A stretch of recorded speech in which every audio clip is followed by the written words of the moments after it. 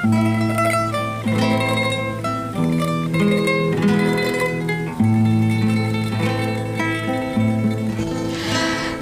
tamis mabuhay sa sariling bayan, magiliwang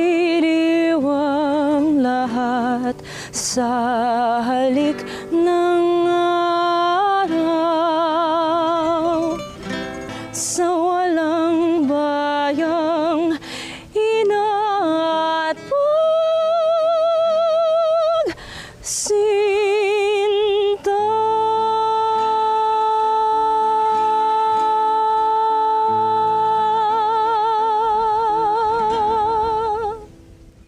Sa ilalim ng mainit na sikat ng araw, ang bayan ng San Diego ay nagigising. Isang maliit na komunidad sa Pilipinas na nakagapos sa tanikala ng pananakop ng mga Kastila. Ang mga tao nagpupumilit mabuhay sa gitna ng kahirapan at pang-aapi. Ang simbahan nakatayo ng matayog, simbolo ng kapangyarihan ng mga pari. Ang kanilang impluwensya ay naglalagom sa bawat aspeto ng buhay ng mga tao. Sa bawat sulok ng bayan, naririnig ang bulong ng pag-asa at takot ng pangarap at pagdududa. Hindi niyo ba batid na marami sa mga Indio ang mga mangmang? Padre Damaso, hindi niyo mabatid na nastahan ng mga Indio? Matagal ko nang pinagpalagay na si Tiago ay hindi isang Indio. Inuulit ko, wala na makakatalo sa kamangmangan ng mga Indio. Salo-salo sa bahay ni Kapitan Tiago. Sa isang gabi ng kasiyahan, nagtipon-tipon ng mga panauhin sa tahanan ni Kapitan Tiago upang ipagdiwang ang pagbabalik ng binatang si Crisostomo Ibarra mula sa Europa. Ang ilaw ng mga lamparay ay nagbibigay liwanag sa malawak na bulwagan habang ang mga panauhin ay nag-usap-usap at magsiglang nagsalo-salo ng kanilang mga damdamin. Sa kabila ng masiglang kapaligiran, may mga usapang humuhugis ng tensyon, lalo't na't naroon si Padre Damaso na kilala sa kanyang madalas na panlalait sa mga Indio. Magandang umaga mga senyor, senyorita. At kung hindi ako nagkakamali, ikaw ba si Padre Damaso, ang matalik na kaibigan ng aking ama? Hindi ka nga nagkakamali. Ako nga si Padre Damaso. Ngunit kailanman hindi ko naging matalik na kaibigan ng iyong ama. Kayo nga ba ang anak ngayong maong si Don Rafael Ibarra? Yung lingkod nga, Tenyente. Maligayang pagdating. Nawa mas mapalad pa kayo sa inyong ama. Sa malamlam na liwanag ng dapit hapon, naglakad-lakad si Crisostomo Ibarra sa tahimik na lansangan ng San Diego, na tila binabalot ng bigat na mga alaala ng kanyang kabataan. Ang kanyang pagninilay ay biglang nagambala nang lumapit sa kanya si Teniente Guevara, ang matapat na opisyal na kilala sa kanyang integridad at malasakit sa katarungan. Mag-ingat ka, Senyor Ibarra. Marami kang dapat pag-ingatan. Sana'y maging aral sa iyo ang nangyari sa iyong ama. Ano nga ba talaga ang nangyari kay ama?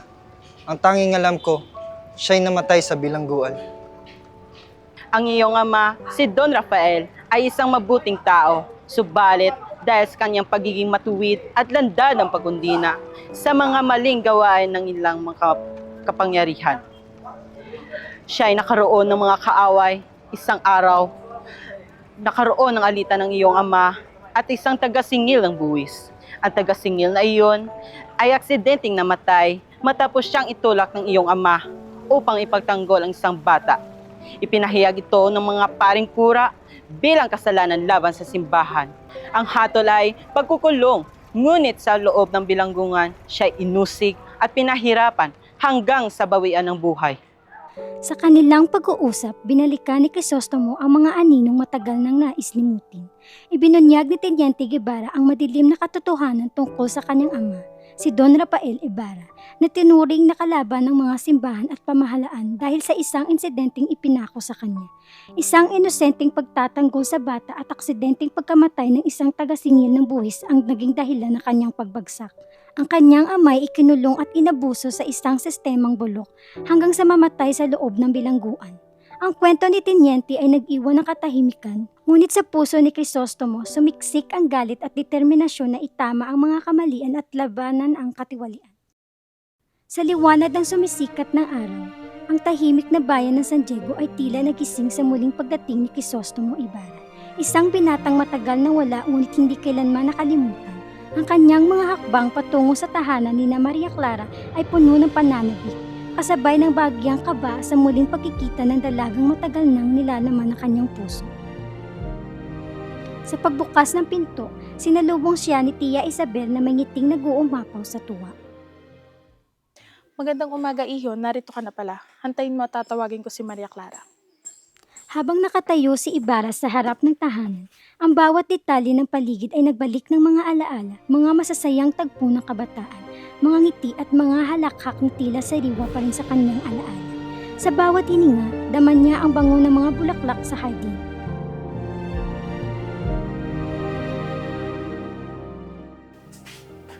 Maria Clara, nariyan na ang iyong kasintahang si Ibarra. Ilang sandali pa'y lumabas si Maria Clara. Sa kanyang pagdating, ang kanyang kagandahan ay tila higit pang kumikinang sa ilalim ng liwanag ng araw.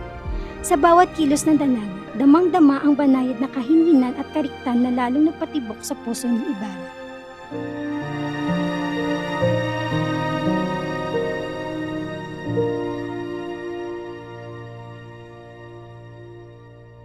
Hindi pa rin kumukupas ang ganda mo, o aking irog. Pumunta ka lang ng Europa, tumamis ng iyong mga salita. Marahil, maraming magagandang babae roon ang naakit mo sa iyong pambobola. Irog ko, alam mo bang ako'y mas mapalad ngayon? Mapalad? At bakit naman? Mapalad ako dahil pinagpasya ng ating mga magulang na tayo ikasal. At narito ka, ang pinakamaganda sa lahat. Ang mga salita ni Ibarra ay puno ng pag-ibig at pag-asa, ngunit may bahid ng bigat sa kanyang puso. Alam niya ang hinaharap ay puno ng mga hamon na kailangan niyang harapin, hindi lamang para sa sarili kundi para sa bayan. Sa wakas, matapos ang kanilang matamis na pag-uusap, si Ibarra na rin ang nagpaalam, ngunit ang kanyang tinig ay puno ng lungkot at pangako. Patawarin mo ako, o irog ko, sapagkat nais kong mauna na. Bukas ay araw ng mga patay. Hanggang sa muli. Sa kanyang pag-alis, naiwan si Maria Clara sa azotea, nakatanaw sa papalayong binata. Sa likod ng kanilang mga ngiti at pangakong binitawan, naroon ang mga aninong bumabadya ng pagsubok na ang kanilang pagmamahalan lamang ang maaaring magsilbing ilaw sa kadiliman. Sa gitna ng tahimik na sementeryo, nagpatuloy si Crisostomo Ibarra sa kanyang layuning hanapin ang libingan ng kanyang ama, si Don Rafael Ibarra. Ang paligid ay puno ng mga tanda ng alaala, ngunit ang puntod ng kanyang hinahanap ay tila naglaho. Nasaan ba? Nasaan ang puntod ng aking ama? Hindi itong natatandaan ko. Senyor, hindi ko makita rito ang krus na nakatirik noon. Ngunit kung nais mo, ipagtatanong ko pa sa iba.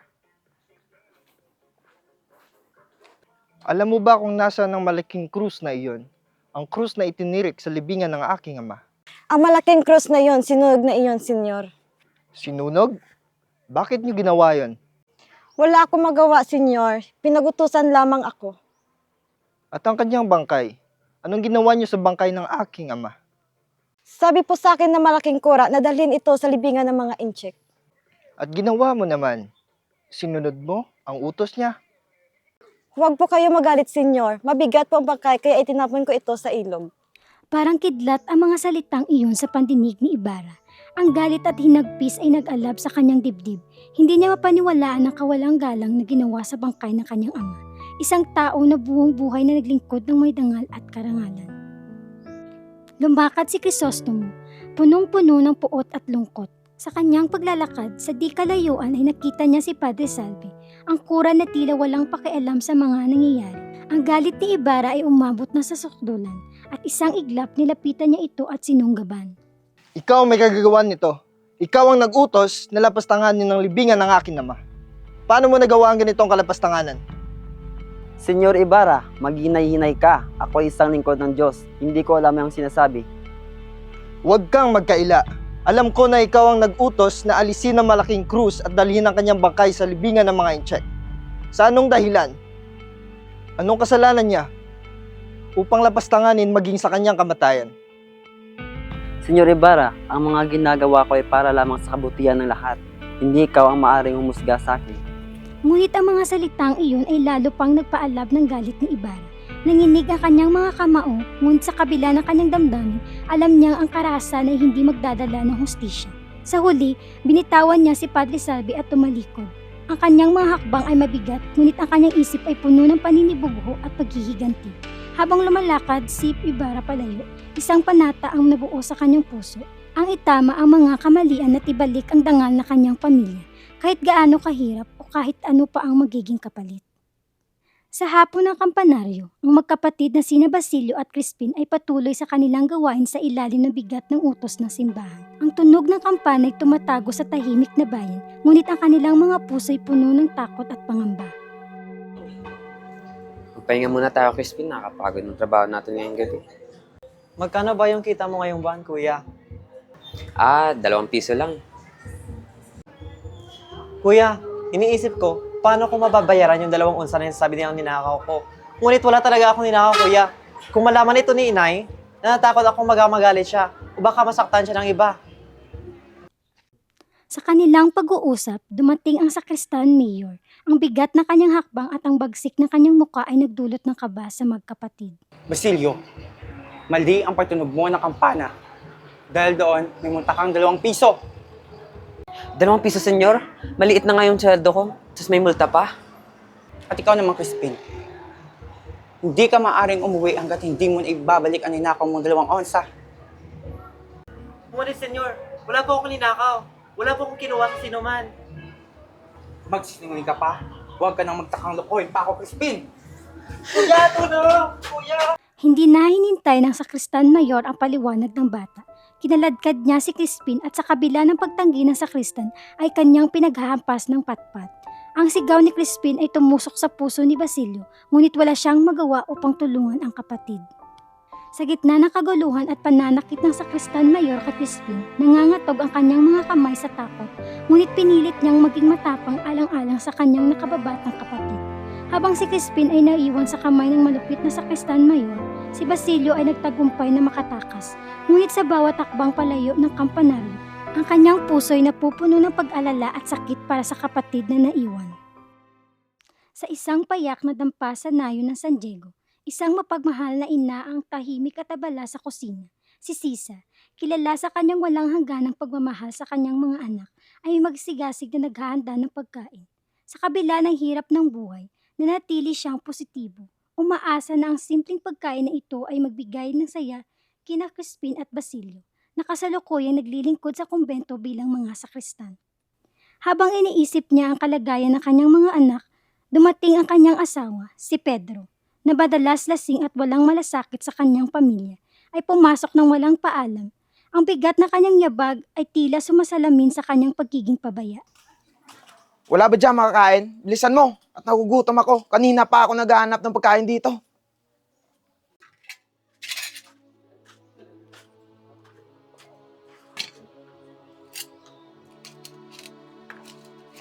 Narito. Kainin mo na ito at sana'y makaraos ka sa gutom. Habang nilalantakan ng kanyang asawa ang pagkain, nag-aalalang pinanood ito ni Sisa. Naiisip niya ang kanyang mga anak kung paano sila magugutom sa sandaling dumating sila mula sa kumbento. Nang maubos ang pagkain, nagtanong si Sisa sa maingat na tinig. Wala na bang natira? Ngunit paano mga anak mo? At ano kung wala? May reklamo ka ba? Nasaan ba yung mga bata? Nasa konbento pa sila, pero mamaya uuwi rin sila. Pero dapat sana iniwanan mo sila kahit kaunti. Aalis ka na naman? Hindi mo ba hintayin mga anak mo? Wala kang karapatan para pigilan ako. Aalis ako kung kailan ko gusto.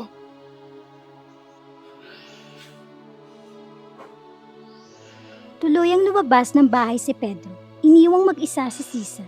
Habang nagdadalamhati, nagsaing muli si Sisa. Umaasang makarating ang kanyang mga anak bago lumamig ang pagkain. Makalipas ang ilang minuto, dumating si Basilio.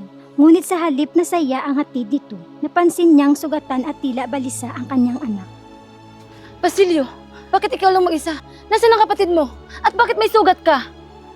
Inay, nakatakas po ako simula sa kumbento. Naiwan po si Crispin. Ano? Naiwan? Bakit? Anong nangyari sa kanya? Pinagbintangan po siya ng kura na kumuha ng 2 onsa. Hindi po siya pinayagang umuwi. Inukasahan nila si Crispin? Dahil lang ba mahirap tayo? Napaka-inosente ng anak ko. Hindi niya magagawa yun. Nahihayaan mo na. Makuha rin natin si Crispin. Ngunit sa kabila ng hinanakit, pinilit ni Basilio na palitan ang usapan. Ayaw niyang mas lalong mag-alala ang kanyang ina. Nay, may makakain ba dito? Nagugutom na kasi ako. Pasensya ka na anak. Kaunti lang ito. Masarap sana yan kung di inubos ng inyong ama.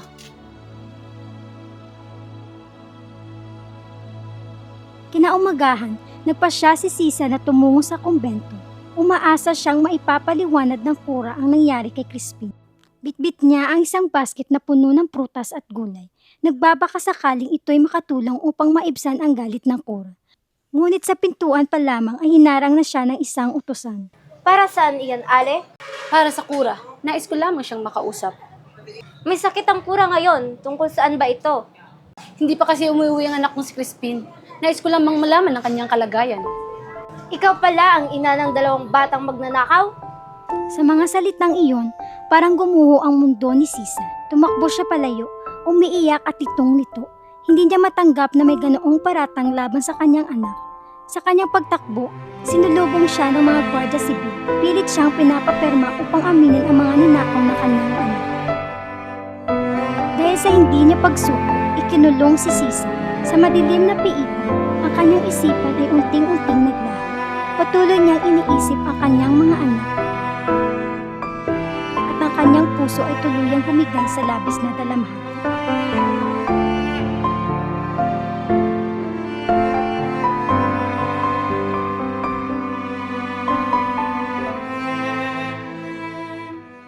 Isang araw, habang naglalakad ang tenyente, nadaanan niya ang piitan ni Sisa.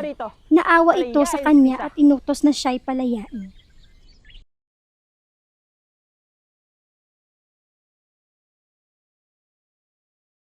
Sabihin sa kura na manalangin na lang siya kay San Antonio kung nais niya may balik ang kanyang ginto. Nang makalaya, tumakbo si Sisa pauwi, umaasang makikita ang kanyang mga anak. Walang Crispin at Basilio ang sumalubong sa kanya. Sa halip, isang piraso ng damit ni Basilio ang kanyang nakita. Hinawakan niya ito habang ang kanyang mga mata ay lumuluha.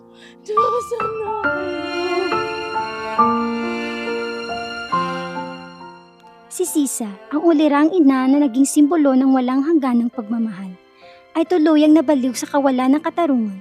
Ang kanyang sigaw ng dalamhati ay nanatiling buhay sa alaala ng bayan.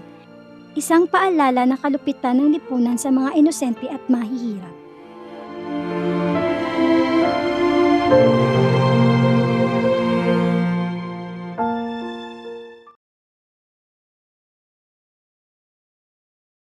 Sa isang maaliwalas na tanghali, nagtipon-tipon ang mga panauhin sa tahanan ni Kapitan Tiago upang magdiwang ng kasiyahan. Sa gitna ng malaking hapagkainan, kasalo ng lahat si Crisostomo Ibarra, ang binatang nagbalik mula sa Europa, at si Maria Clara, ang mutya ng bayan at kanyang kasintahan. Sa kanilang usapan, kitang-kita ang kasiyahan at pagmamahal ni Ibarra sa bayan. Nagustuhan mo ba ang pinagawa kong paaralan o irog ko? Para ito sa kinabukasan ng mga bata sa ating bayan. Oo, Crisostomo. Lubos akong natutuwa. Alam kong ito'y para sa kabutihan ng marami. Ngunit sa kasagsagan ng kasayahan, dumating si Padre Damaso, ang kura paroko ng kilalang malapit sa pamilya ni Maria Clara, ngunit may matagal ng alitan kay Ibarra. Sa kanyang pagdating, malamig ang kanyang pagbati, dala ang kanyang mapanghusgang tingin at pananalita. Hindi man lang niya lamang ako binati sa aking pagdating. Talagang tumaas na ang kanyang tingin sa sarili. Nakapunta lamang sa Europa, akala mo kung sino nang umasta. Huwag mo nang patulan ng tiyuhin ko, Crisostomo. Mahalaga ang araw na ito. Kung alam mo lang, Maria Clara, kung gaano ako nagtitimpi sa taong ito. Katulad lamang siya ng kanyang ama. Akala mo'y disente, ngunit hindi marunong sumunod sa batas ng simbahan. Tama lamang siya'y pinarusahan at mamatay sa kulungan. Hayaan kong insultuin mo ako, pero huwag mong babastusin ang alaala ng aking ama. Maghunos dili ka, Ibarra. Alagad ng Diyos ang iyong kaharap. Sa sobrang galit, nilusob ni Ibarra si Padre Damaso, dahilan upang magtapos ang hapunan sa kaguluhan. Naiwang umiiyak si Maria Clara, labis na nasaktan sa nangyari. Ang insidente ay nagdulot ng parusang ekskomunikado kay Ibarra, ngunit dahil sa tulong ng Gobernador General, agad din itong napawalang bisa.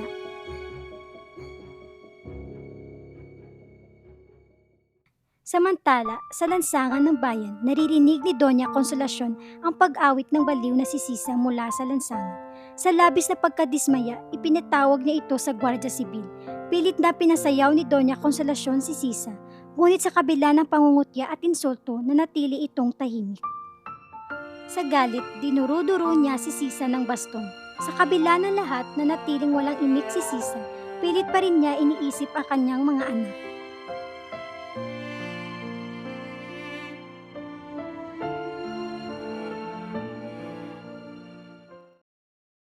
Sa tahanan ni Kapitan Tiago, dinalaw ng mag-asawang taga-Espanya kasama ang binatang si Alfonso Linares, si Maria Clara.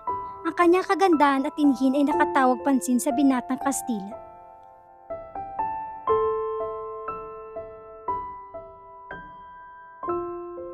Siya nga ba si Maria Clara? Tunay ngang napakaganda niya. Dumating din si Padre Damaso upang alamin ang kalagayan ng kanyang inaanak. Iha, magpagaling ka. Labis akong nag-aalala sa iyo.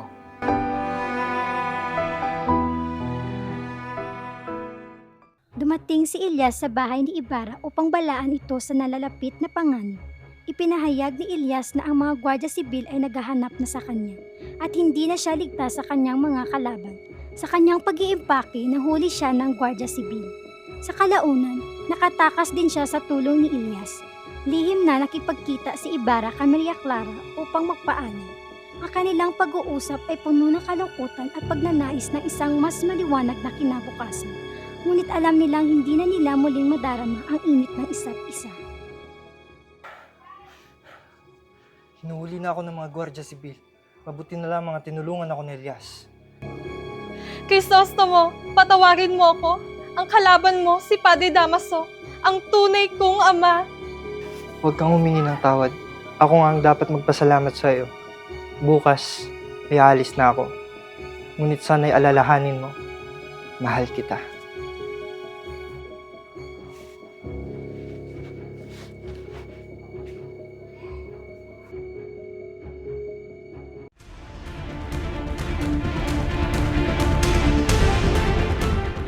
Sa tulong ni Elias, naglayag sila sa ilog upang makalayo sa mga gwardiya sibil at sa mga panganib na kanilang haharapin. Ngunit hindi nagtagal, nahulog sila sa lupa. Hinabol sila ng mga gwardiya sibil na nagpapakita ng walang awang pagtulis. Ang kanilang pagtakas ay naging isang laban sa oras, laban sa kapangyarihan at laban sa kanilang sariling kapayapaan.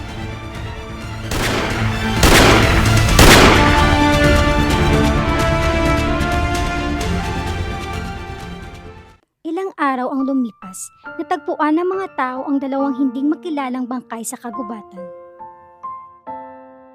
Ang balitang ito ay mabilis na kumalat sa bayan. Isang balita ang dumating kay Kapitan Tiago kinabukasan.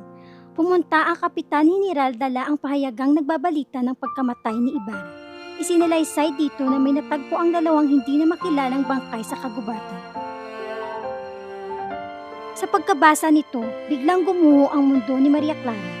Mula noon, lalong kinamuhian ni Maria Clara si Padre Damaso, na patuloy na ipinipilit si Alfonso Linares bilang kanyang mapapangasawa. Tuluyang naisipan ni Maria Clara na pumasok sa kumbento, isang desisyon na ipinagpasyan niya upang takasan ang sakit at ang lahat ng alaala ng kanyang nakaraan. Sa kabila ng kanyang kabiguan, inisip niyang sa pamamagitan ng pananampalataya ay makakamtan ang katahimikan ng kanyang puso. Sa pagpasok niya sa kumbento, iniwasan niyang magbalik tanaw sa mga oras ng kasayahan kasama si Ibarra. Ang matinding lungkot at pangungulila na nararamdaman niya ay nagudyok sa kanya na maghanap ng kapayapaan sa buhay pananampalataya. Ngunit, sa kabila ng lahat ng ito, ang kanyang puso ay patuloy na naglalaban sa pagitan ng kanyang obligasyon sa Diyos at ang hindi malilimutang pagmamahal kay Crisostomo Ibarra. Inay? Samantala, sa kagubatan, nagbalik si Basilio at natagpuan ang kanyang inang si Sisa. Inay! Inay! Inay! Inay! Ako ito sa Basilio, Inay! Anak kita? Hindi kita kilala.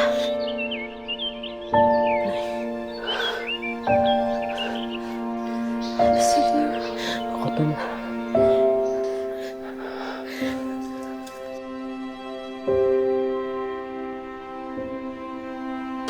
Sa huling pagkakataon, nagbalik si Elias sa kagubatan. Sa kanyang nalalabing lakas, natagpuan niya si Basilio na naghahanap ng kanyang ina, si Silvia.